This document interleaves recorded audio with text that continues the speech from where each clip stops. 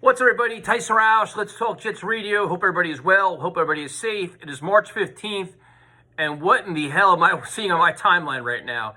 It appears that Joe Douglas should be fired. Woody Johnson's incompetent. The Jets are lost. The season's over. We should cancel everything on March 15th, 6 hours into free agency. I mean, what are we doing here? I mean, are there overreactions this bad? I mean, what were your expectations going into day one? And do we have, I mean, this is just ridiculous, some of these reactions. I always thought Joe Thuney wasn't coming to the Jets. I kind of thought the market would be bigger, and I'm not surprised at all by that. The Lindsley signing doesn't really surprise me either. At some point, we got to realize where the Jets at, what they're trying to do, and who they're also competing against. Now, just because the Jets had the most money doesn't mean everybody can say, you know what, I'm going to the Jets. So if you're going to try to compete with the Chargers who have Justin Herbert and the Chiefs that have Patrick Mahomes, if the money is close, the offer is comparable, the players can go somewhere else because guess what? They want to win and they want to go with a known commodity. Right now, the Jets have an unknown to quarterback position. Whether it's Sam Darnold or rookie, it's not a great selling point on offense, which we've talked about for months. Furthermore, if the Jets believe in Connor McGovern right now for center, guess what? You don't need a center.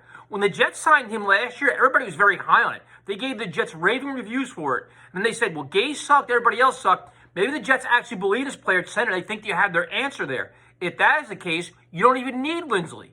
So you don't, if say in theory you don't need Lindsley and Thuney goes somewhere else, then where are we at? Still plenty of pass rushers left. Still plenty of wide receivers left. Still plenty of free agents left. So the Patriots went out and spent all kinds of fucking money. How many times have people said you can't buy a championship? The Jets weren't one player away. So then you get Kendrick Bourne. So fucking what? Who cares? None of these moves that today are going to make or break the New York Jets. The Jets are not, nobody's winning a championship on March 15th. Like, some of these reactions are ridiculous. Everybody's like, oh, you built through the draft, have faith in Joe Douglas. That lasted 6 hours, and now everybody's panicking and all this other shit. There are so many quality free agents still out there. There's so many moves to be made, trades that can be made. So many moving parts between now and August, now and the draft. To panic now and have these reactions is ridiculous. Like, do we not know any better? So we didn't sign 3 big names. Who gives a shit? God damn, man, relax a little bit. I mean, this is just some of these reactions, and what makes it even funnier is the media feeds into this, and they want to go with the whole same old Jets narrative. The Jets are being cheap. Here's a newsflash. The Jets can offer the most money and not get their guy. And what they're going to try to do is not let anybody know that because they don't want to be embarrassed by it. So half the narrative they're trying to control to act like they're not being played. Teams are not a desirable location. There's so many moving parts to free agency right now. But to say that Joe Douglas is cheap, in over his head, don't know what they're doing, there's a blueprint, there's a plan, there's all this stuff. Now, I'm not saying trust the process, all the way through, but 6 fucking hours. God damn. Let it play out. There's a whole other wave of free agency going to happen, let alone the first day's not even done yet.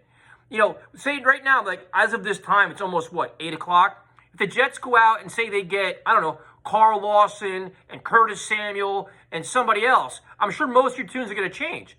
But I guess that's not good enough for your hot takes on Twitter and everything else. Man, save the takes. Give us a chance. You want to have your head coach and your general manager on the same page. Maybe they have a vision for certain guys they want on defense. What if Ngakoue, Rob Saleh said, you know what, I don't need a guy like that. What if he said, you know what, I don't need Jason Verrett? What if they have a vision that the players that we all thought they need, they actually don't need? Do they get the benefit of doubt? The same coach everybody gave credit to come here and knows all these things. The same general manager that they gave all this credit to, now you're at discount after 6 hours because they didn't sign your guy? What if it wasn't their guy? We have no idea what the fucking Jets want or need because they haven't told us anything. They've silenced everybody. All it's been is speculation. We don't know shit. So we'll be live in like 10 minutes. You want to come at me, come at me. I'm not panicking after 6 hours, 7 hours, or even day one. Come talk to me in August when the full blueprint and the full vision is done. It could be a whole new quarterback, could be a whole new receiving core, could be a whole many new things. To start blowing it up and act like a spoiled fan base that's going to act and crying over spilled milk and crying over signings after a few hours is embarrassing and pathetic.